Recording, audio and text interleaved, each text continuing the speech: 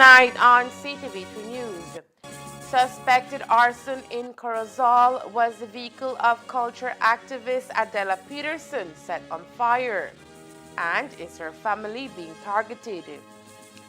An independent probe into the abduction of Ryan Budna is ordered, and with that comes the return of Commissioner of Police Dr. Richard Rosado, as there is no evidence that implicates him in the case. Possible motive in the murder of Leonardo Vasquez is unearthed, and the teachers of CCC remain out of the classroom. These are some of the stories we have for you tonight in our newscast for Tuesday, September 30, 2025.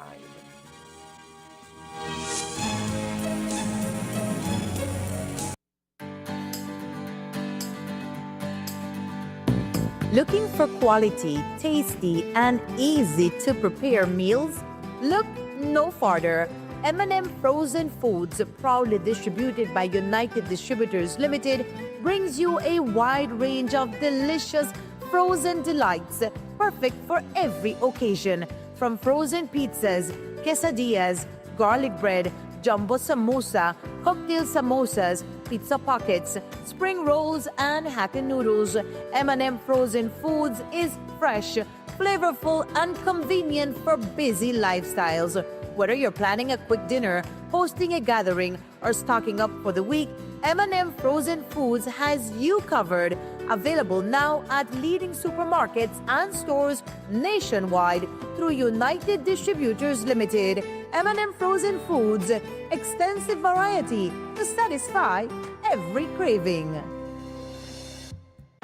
Attention farmers. The New World screwworm is a serious threat to livestock, pets, wildlife, and humans. It causes yield losses, damages the quality of meat and skins, and can even kill them if left untreated. Check your animals daily. If you see any wounds on them, treat them immediately. Prevention is key. Apply approved healing and fly repellents to the navel of newborn animals after dehorning, ear tagging, or any other practice that leaves wounds on your animals to ensure your animal's well-being.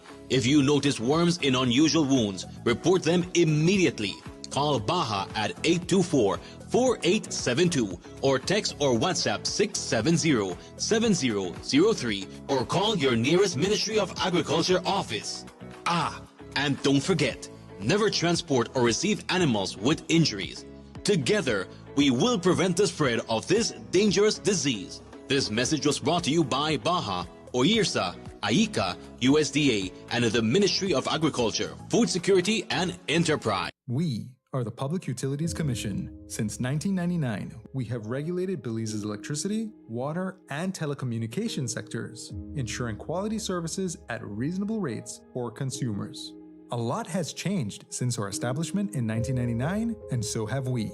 To reflect our evolution and future-focused vision, we are proud to introduce our new identity, where the blend of colors show our balanced and inclusive approach to regulation, where innovation, sustainability, and trust are all equally important.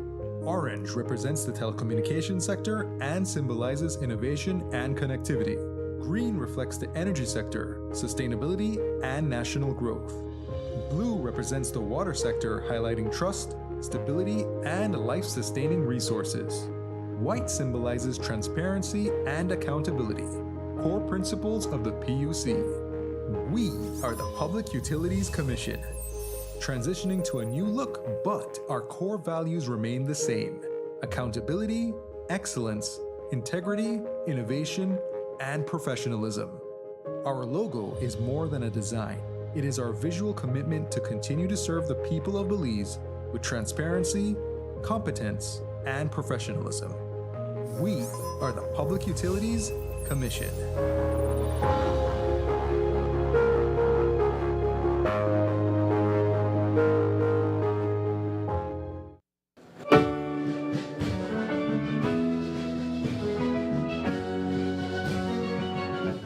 For sure, this journey started long before September 1981. Indeed, we're all here because of the courage of our founders, the Maya, Creole, Garifuna, East Indian, Mestizo, and all who are sustained by the spirit and sacrifice of every generation.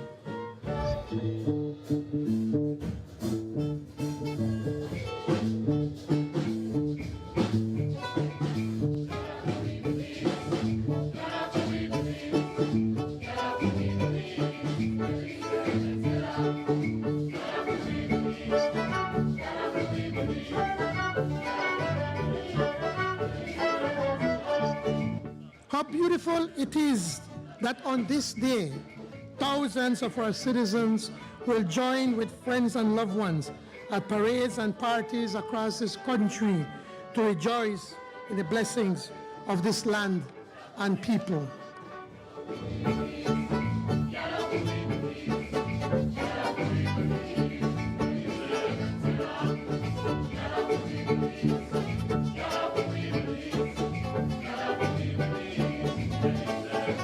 As one people, we will work to build a better and brighter future.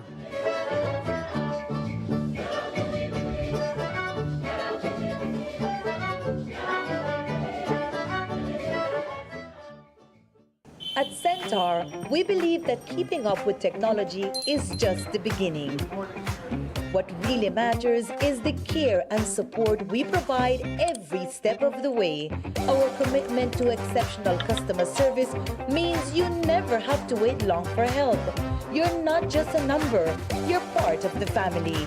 Fast speeds, reliable connections, and the support you deserve. Because with Centaur, your connection is our commitment. For more information, give us a call at 380-0101.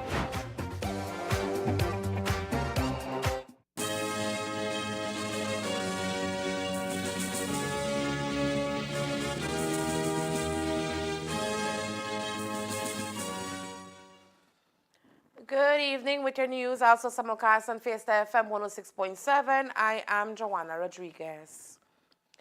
The highly publicized case of the alleged kidnapping of Joseph Ryan Budna took another turn today when Prime Minister John Bresseni received the official police inquiry report from lead investigator, Assistant Commissioner of Police, Suzette Anderson. The report, which has been the subject of much public anticipation, delivered the two major recommendations, both accepted by Cabinet. First and foremost, an independent investigation into the Budna matter will move forward.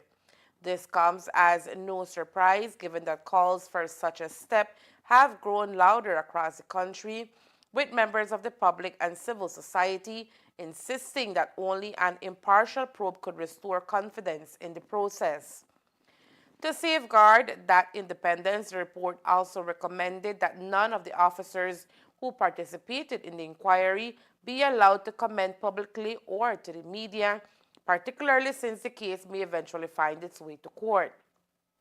Cabinet has now asked the Attorney General to advise on the legal framework to fully implement these measures. One of the most closely watched aspects of the report concerned the fate of Commissioner of Police Dr. Richard Rosado, who had been placed on leave during the inquiry. According to the findings, none of the evidence pointed to Rosado's involvement. As a result, Cabinet has directed that his leave of absence end immediately, clearing the way for him to return to active duty. In his absence, Assistant Commissioner of Police Bart Jones had been holding the reins as interim commissioner. Meanwhile, Joseph Ryan Budna has filed a legal claim against the government of Belize and other parties, ensuring that the saga surrounding his alleged kidnapping is far from over. With an independent investigation now on the horizon and the reinstatement of the country's top cop, all eyes will remain firmly fixed on how this high-stakes case unfolds in the weeks ahead. Police in Orange Walk are yet to make an arrest for the murder of 27-year-old Leonardo Vasquez in Carmelita on Thursday of last week. Vasquez, as we have reported, was killed after reportedly being pursued by two men on a motorcycle. While he sought refuge inside a neighbor's home, he was ultimately shot once to the face and succumbed to his injuries. Tonight, police have revealed preliminary findings that may shed light on a possible motive behind this killing. Assistant Commissioner of Police Alberto Romero, head of the National Crime Investigation Branch, provided further details.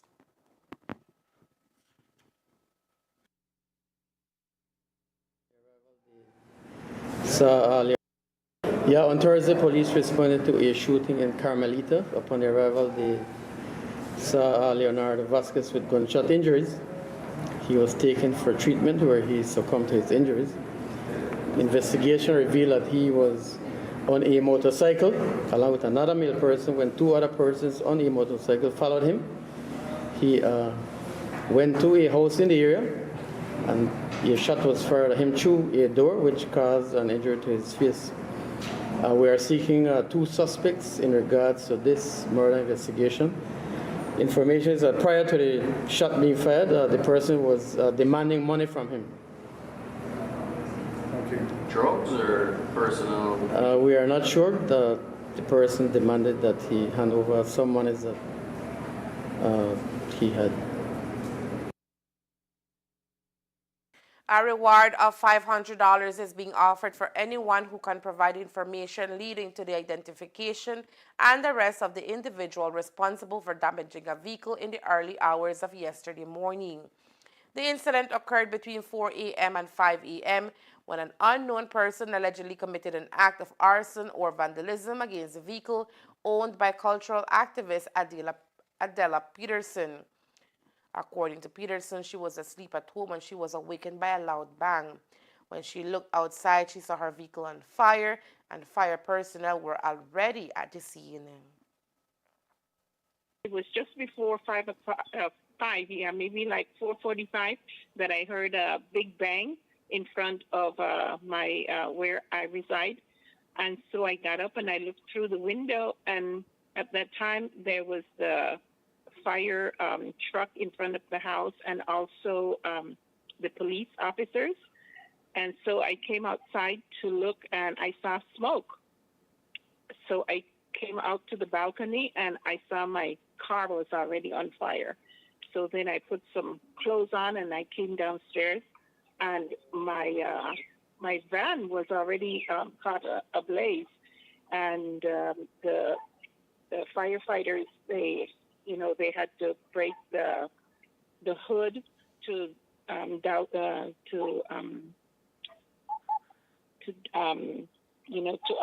fire from the motor engine itself. So what happened is the first bang that I heard was more likely the battery that had exploded in the fire, and then there was a second explosion. So that's what I woke up to. And the fire chief at the time, he said that he wasn't sure about if it was what had caused it. And so we were speculating that they speculated that maybe it was electrical situation. But I assured him that the van was in excellent working condition because we had gone out the night before to Libertad and came back at 1:30. So we went and no problem with the car, and returned no problem with the car, no slowing down, no burning of rubber, nothing. And so I just secured the car and went to my residence, and so that's what happened.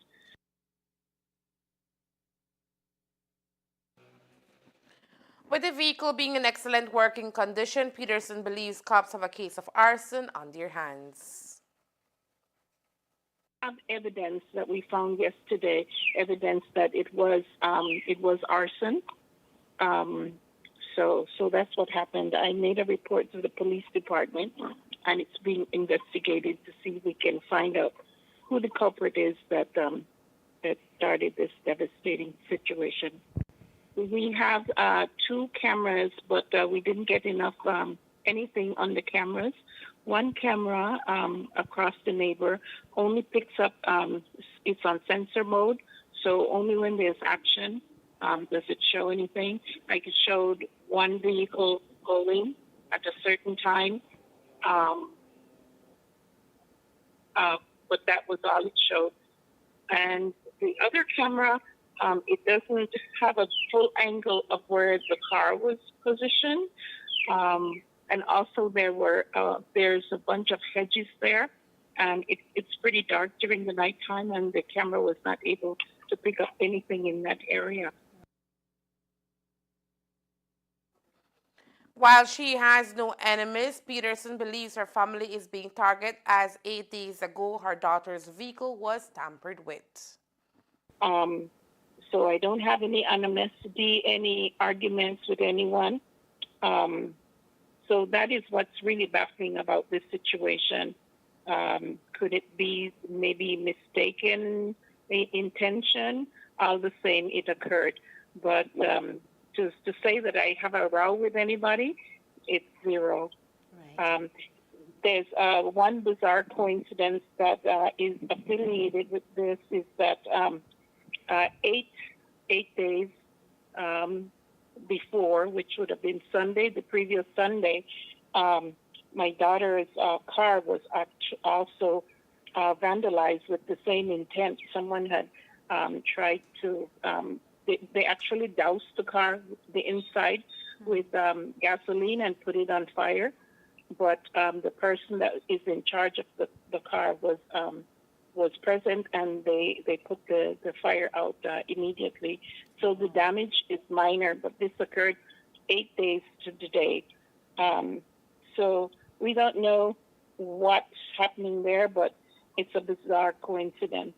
Right. On the previous incident, the one that occurred 8 days before, they found a Coke bottle with gasoline. And in that incident, they actually saw a figure running away. And so this was described to the police department. But in the incident that occurred with myself, the initial firefighter said there was no evidence. However, yesterday we found a melted Coke bottle and plastic Coke bottle, and it did have the smell of gasoline on it. Community is urged to come forward with any information that might assist authorities. Coming up next, Corozal Community College experiences second consecutive day of student dismissals amid teacher protest. Stay tuned. Hoy te vamos a contar un cuento basado en una historia real. Chao Dengue. Capítulo 1. Síntomas del dengue. Había una vez una familia que, sin saberlo, llevaba consigo un visitante no deseado. No era un monstruo ni un fantasma, pero sí algo que podía debilitar su cuerpo y robarle la energía. Pronto llegaron la fiebre, acompañada de dolor de cabeza, principalmente detrás de los ojos, dolor de cuerpo, náuseas y un sarpullido que se enrojecía por su piel. ¿Qué debían hacer en ese momento? Lo primero era no caer en la automedicación. En la mente del padre resonaban las palabras de los expertos.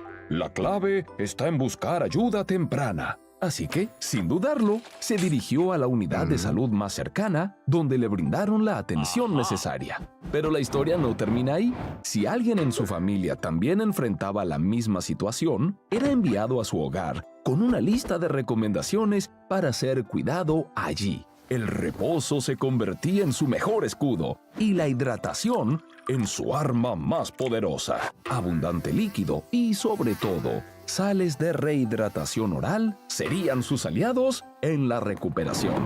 La familia aprendió que la acción temprana podía marcar la diferencia para que esta historia tenga un final feliz. Y colorín colorado, la salud hay que cuidarla en todos lados.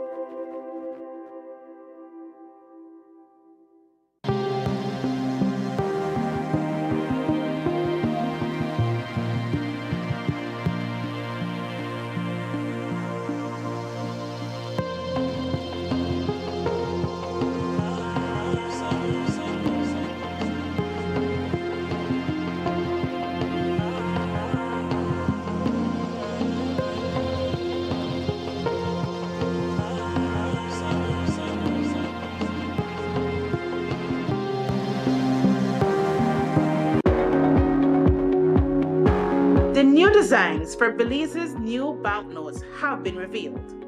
But why are only 2 national figures featured on the banknotes? The individuals honored on our new banknotes have received Belize's highest distinction, the Order of the National Hero. As of January 2025, only 2 persons have been awarded this title.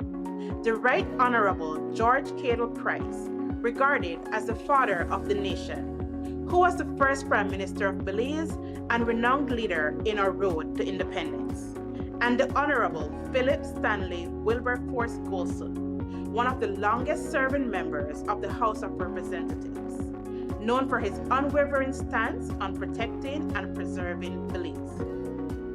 By featuring these heroes, we honor their invaluable contributions to the development of our nation. New look, same value, heroes' legacy. Learn more at www.centralbank.org.bz. A message from the Central Bank of Belize. Introducing Manna Flour, the heart of every wholesome recipe. Manna Flour brings perfection, taste, and nutrition straight to your kitchen. Available in 2, 3, and 5-pound bags for everyday cooking, and 20, 50, and 100-pound sacks for bakeries, restaurants, and big family events. Whether you're making tortillas, dumplings, or your grandma's secret bread recipe, Manna Flour rises to the occasion. Pure, organic, Caribbean. Make it with Manna. Proudly produced by Caribbean Organic Foodstuff Company Limited.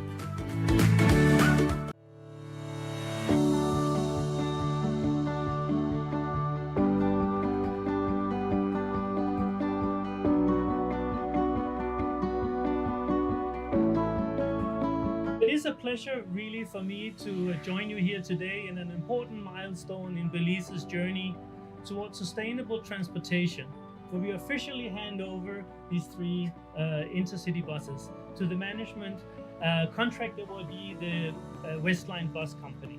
This project is directly aligned with Belize's raised ambition under its updated nationally determined contribution to the UN and its low emission development strategy. And we are very happy to support these national commitments and ensuring that Belize can meet its targets for climate action and for sustainable development as a whole, while modernizing its transport sector. I'm happy that Westline was chosen as the first private partner of the government of Belize. We worked very hard in putting this project together. We think that it is about time that the transport industry in Belize improves. We here, all of us, can share in the vision of one day in Belize very soon, in the next few years. We do not have to be subjected to a mediocre, substandard bus service for our people. One of the messages we want to take from here today is that when we work together, when we're not afraid to imagine and see that if we work together, we can turn these things into reality.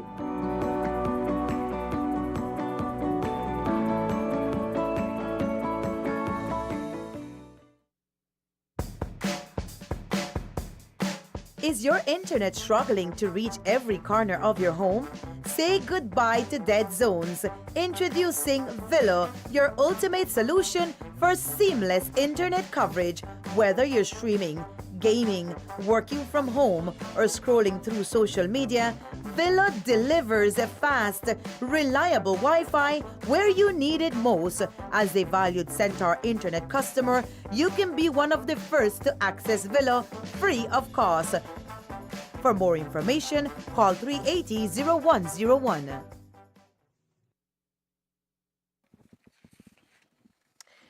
Classes at the Curacao Community College have been at standstill since Monday as teachers launch a unified sick-out in protest over unpaid wages.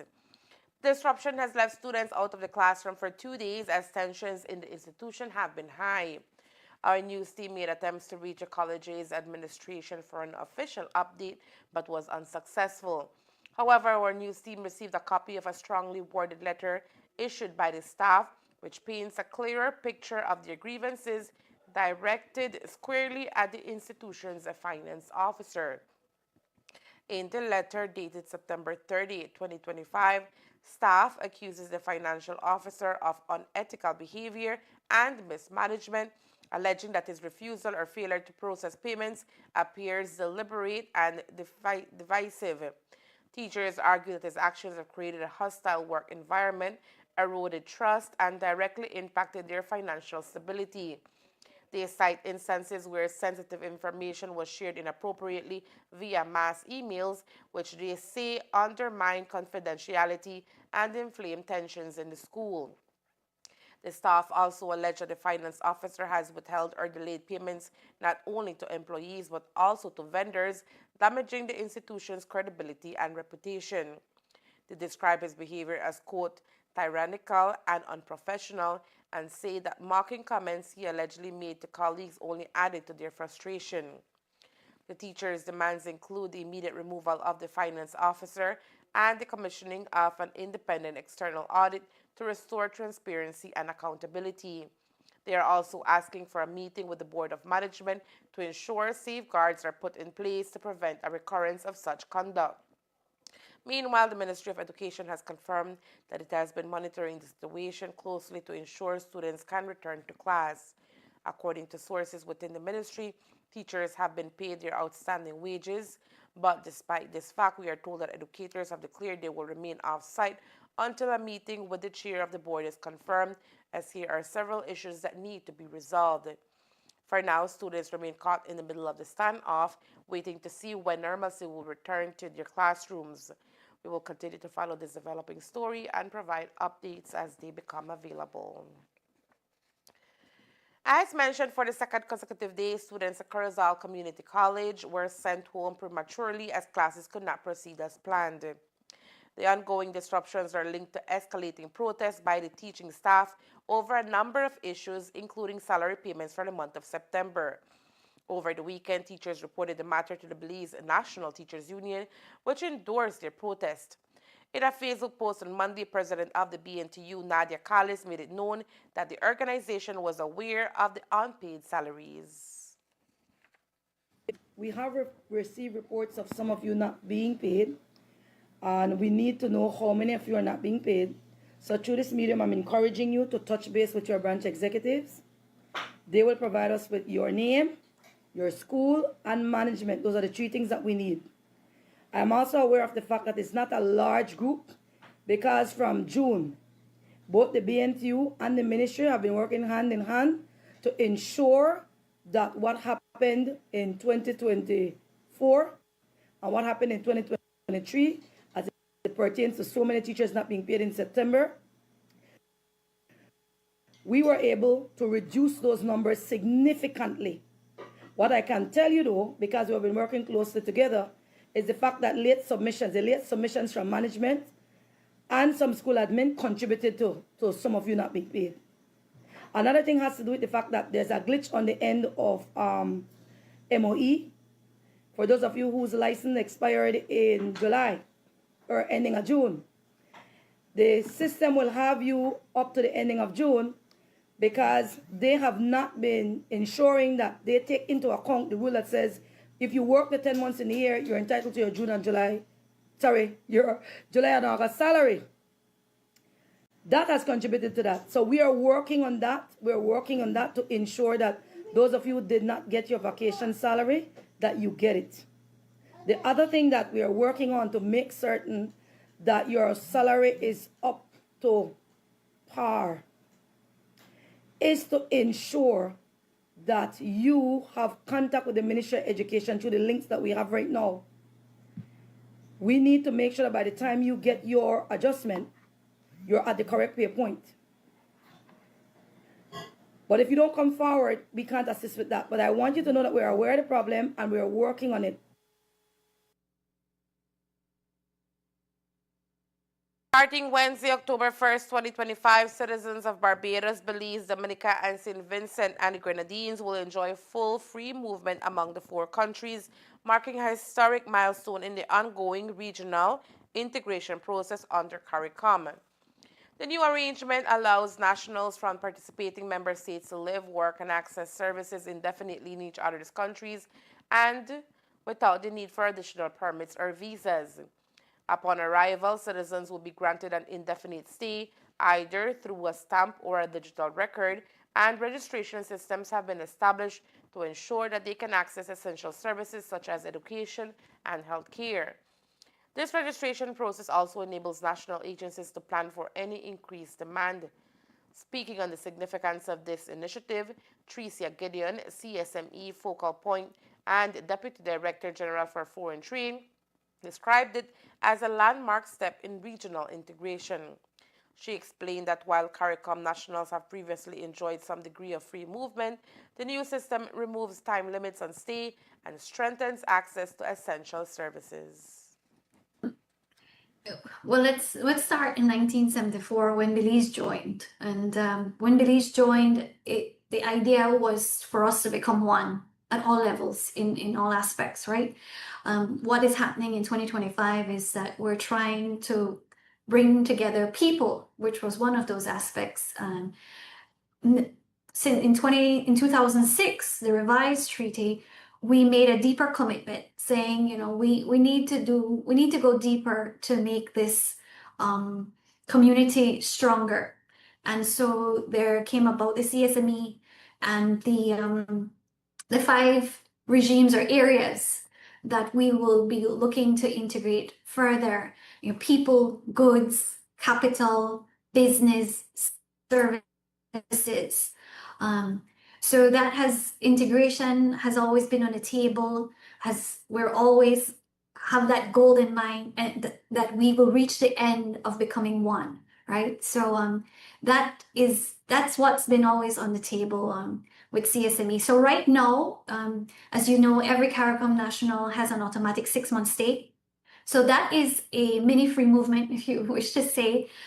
You can move freely in other member states with an automatic 6-month stay. Now what we're doing is expanding that scope, that you can now stay indefinitely. So all member states that are participating, Belize, Barbados, Dominica, St. Vincent, have agreed that it will no longer be an automatic 6-month stay upon arrival, but an automatic indefinite stay upon arrival. So it's expanding that scope. Gideon added that Belize does not expect a sudden influx of CARICOM nationals, but reassured that monitoring systems and safeguards have been put in place to manage the process effectively. So Belize since 2006 has issued about 450 skill certificates, approximately. That is most of it was to Belizeans. Like, I can't recall how many specifically to Belize, but most of it is to Belizeans. So Belizeans got their skill certificate and they can live and work in the region.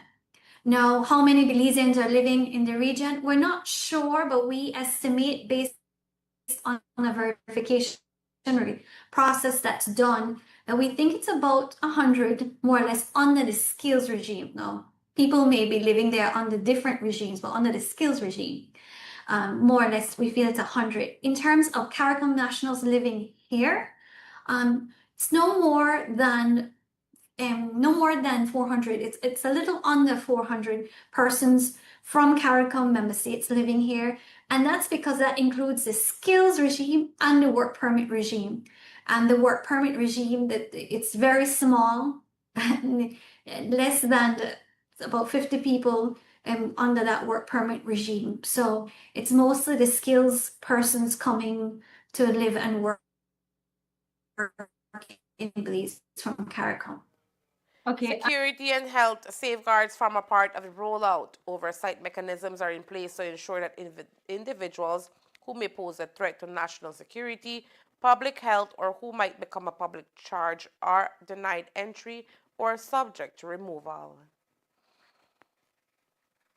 Well, we have to monitor it and see. So what I was telling my colleagues and others who have asked this question, as economists, we look at the numbers. And the numbers have shown historically that there are not a large number of people coming. So based on the statistics we got from Social Security, in 2024, we had about 8 people from St. Vincent contributing to Social Security, living and working here under that regime of, they either had a work permit or a skill certificate. Most of them are coming under a skill certificate. When we look at Barbados, there were 5 people in 2004. When you look at Dominica, there were 15. So if the higher numbers are from Jamaica and Trinidad, and those are, and they vary each year, about between 75 to about 140. So, and that's because those populations are bigger. So we don't expect a large number of people to come here. And also historically, Caribbean people move to the north, not necessarily to another CARICOM member state. So, but we do expect an increase, but surely not one that will be overwhelming. The launch of full free movement is being hailed as an important advancement towards CARICOM's long-standing vision of seamless mobility for its citizens. With preparations complete and systems in place, the 4 participating countries have expressed readiness to implement the new arrangements in the best interest of their citizens and the wider Caribbean community. And there is more news after the break. Stay tuned. Get the most out of your internet with Centaur's ExpressNet. Are you ready to supercharge your online experience? When connecting to your Velo Mesh device, make sure you're linked to our blazing fast 5 GHz frequency. Why 5 GHz? Faster speeds at a shorter range. 5 GHz is perfect for use in smaller spaces where speed is your top priority. As for the 2.4 GHz, while connection may travel farther, it can lead to slower performance. Remember, choose 5 GHz for your devices and experience the difference instantly. ExpressNet, bringing you the best speeds for the ultimate online experience. For more information, contact us at 380-0101. Welcome to Design Depot, where you'll find premium quality products from trusted brands, all in one place.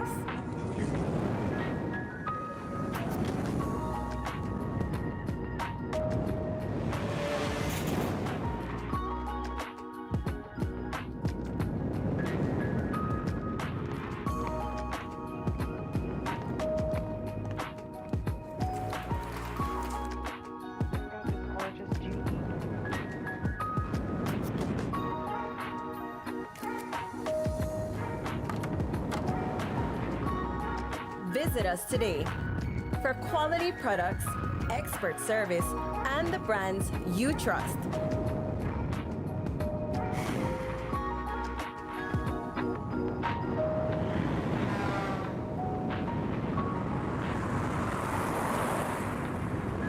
Design Depot, all in one place.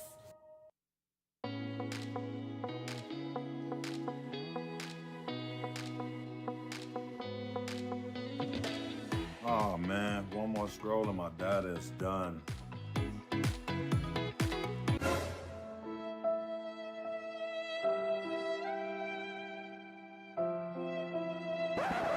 Wait, who said anything about running out? Smart just dropped a more powerful plan that now includes social media data, so you can scroll till your fingers cramp. Enjoy free social media data now included in our Flex Choice and Select postpaid plans. Visit any Smart showroom to sign up today because connectivity just got even better. Smart, bringing people together. Attention farmers. The New World screwworm is a serious threat to livestock, pets, wildlife, and humans. It causes yield losses, damages the quality of meat and skins, and can even kill them if left untreated. Check your animals daily. If you see any wounds on them, treat them immediately. Prevention is key. Apply approved healing and fly repellents to the navel of newborn animals after dehorning, ear tagging, or any other practice that leaves wounds on your animals to ensure your animals' well-being. If you notice worms in unusual wounds, report them immediately. Call Baja at 824-4872 or text or WhatsApp 670-7003 or call your nearest Ministry of Agriculture office. And don't forget, never transport or receive animals with injuries. Together, we will prevent the spread of this dangerous disease. This message was brought to you by Baja, OIRSA, AICA, USDA, and the Ministry of Agriculture, Food Security, and Enterprise. During the celebration of the 42nd Assembly of the International Civil Aviation Organization, ICAO, Belize was elected to Part 3 of the ICAO Council for the period 2025-2028. Representing Belize will be Kennedy Carrillo. She will be based in Montreal, Canada, where she will participate in deliberations and initiatives that seek to make global aviation safer and more secure for all. As per Article 54 of the Chicago Convention, the ICAO Council during this period shall be the body charged with carrying out the directions of the Assembly and discharging the duties and obligations laid out in the Convention. This is a historic victory for Belize, as it will, for the first time, join and contribute meaningfully to the highest technical body in aviation. Belize is committed to supporting both the Caribbean and Central American sub-regions. Notwithstanding, the representation will be used to promote those policies and initiatives that seek to advance Belize's aviation strategic objectives. Aviation continues to be a significant contributor to Belize's socio-economic well-being, as it is one of the most significant pillars that support tourism. Belize's delegation to the 42nd ICAO Assembly is comprised of Her Excellency Amalia Mai, Chief Executive Officer in the Ministry of Foreign Affairs and Foreign Trade, Nigel Carter, Director of Civil Aviation, and Kennedy Carrillo, Permanent State Representative of Belize to ICAO. The Department of the Environment, DOE, within the Ministry of Sustainable Development, Climate Change, and Solid Waste Management, convened a workshop to begin the development of Belize's next 10-year National Environmental Policy and Strategy, NEPS 2026-2036, National Environmental Action Plan, NEP 2026-2031, and its monitoring and evaluation framework. Participants at the workshop engaged in focused group discussions of policy and strategic priorities, existing frameworks and challenges, generating valuable insights and recommendations that will guide the drafting of the new policy, strategy, and action plan. The National Environmental Policy and Strategy 2026-2036 will serve as a roadmap that will continue to guide Belize towards sustainable growth over the next decade, ensuring that the country strengthens its resilience to climate change, protects its biodiversity, prevents and controls pollution, and balances environmental stewardship. This aligns with Belize's national development goals and international commitments, while ensuring that environmental sustainability remains central to economic growth and social welfare.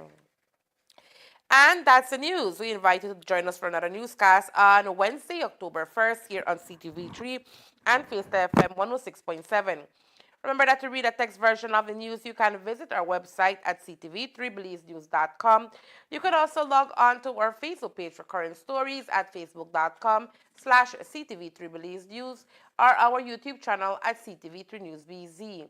From all of us here at Ctv3, thank you for watching and listening. Good night.